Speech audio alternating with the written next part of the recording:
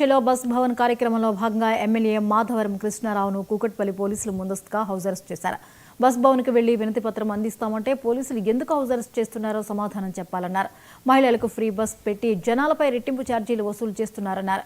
వెంటనే బస్ ఛార్జీలను తగ్గించాలని, లేకుంటే ఉద్యమాన్ని ఉధృతం చేస్తామని హెచ్చరించారు. ఇవాళ టీఆర్ఎస్ పార్టీ బీఆర్ఎస్ పార్టీ నుంచి కేసీఆర్ గారి నాయకత్వంలో ప్రజలకు జరిగినటువంటి అన్యాయాన్ని బస్సు ఛార్జీలు పెంచారని చెప్పి దాని మీద మినమండం ఇద్దామని అన్నటువంటి ఆలోచనతో హైదరాబాద్ ఎమ్మెల్యేలు అందరం కూడా అనుకొని బస్ బాడీకి వెళ్ళి లెటర్ ఇద్దామంటే మార్నింగ్ వచ్చి హౌస్ అరెస్ట్ చేయడం అనేది ఒక బాధాకర విషయం. కాంగ్రెస్ గవర్నమెంట్ ఇచ్చిన తర్వాత హౌస్ అరెస్ట్లు ఎక్కువైపోయాయి. 2 సంవత్సరాలు అయింది కాంగ్రెస్ గవర్నమెంట్ వచ్చి, ఒక్క పైసా పనిచేయట్లేదు. కానీ ప్రజల గురించి గొంతు విప్పుదామంటే గొంతు నొక్కడం.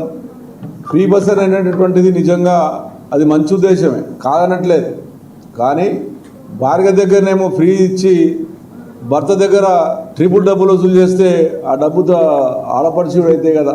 ఇంత అన్యాయమైనటువంటి రాష్ట్రం ఎక్కడైనా ఉందా? భర్త అలాగా భార్య అలాగనా? నువ్వు ఛార్జ్ ఒక్కసారే 10 రూపాయలు పెంచేస్తే ఆ 10 రూపాయలు పెడితే భార్యగా కూడా పైసలు పెట్టుకొని వస్తుంది కదా. నేను ఎర్రగడ్డ డివిజన్లో నేను తిరుగుతుంటే ఒక లేడీ వచ్చింది, ఆశ్చర్యం అనిపించింది నాకు. ఏమందో తెలుసా సార్, అంతకుముందు బస్ వాళ్ళు ఏడ దొరికితే చెప్తే ఆపుతుండే, ఇప్పుడు ఆపట్లేదు సార్ ఫ్రీ అని మళ్ళీ ఇబ్బంది పెడుతున్నాడు సార్, మాకు చాలా ఇబ్బంది పెడుతున్నారు. మంచి ఉద్దేశమైనా కానీ ఏ డ్రైవర్ కూడా రోడ్డు మీద ఆపట్లేదు ఫ్రీ బస్ అని చెప్పి ఆడపిల్లలు బాధపడతా ఉన్నారు. ఇక మగవాళ్ళు అయితే 10 రూపాయలు దాన్ని 40 రూపాయలు చేస్తే ఇక భారీగా ఫ్రీ ఇచ్చేం బాయదని వాళ్ళు బాధపడుతున్నారు. ఇప్పుడు అలాగా మేఘాల మీద ఆర్టీసీ పెంచడము, దాన్ని మెమణం ఇద్దాము, ప్రజల కొరకు గొంతిప్పుదాము, కనీసం ప్రజలకు అన్యాయం జరిగినటువంటి విధానాలు చెప్పుదామంటే కూడా పోలీసులను పెట్టి హౌస్ అరెస్ట్ చేయడం.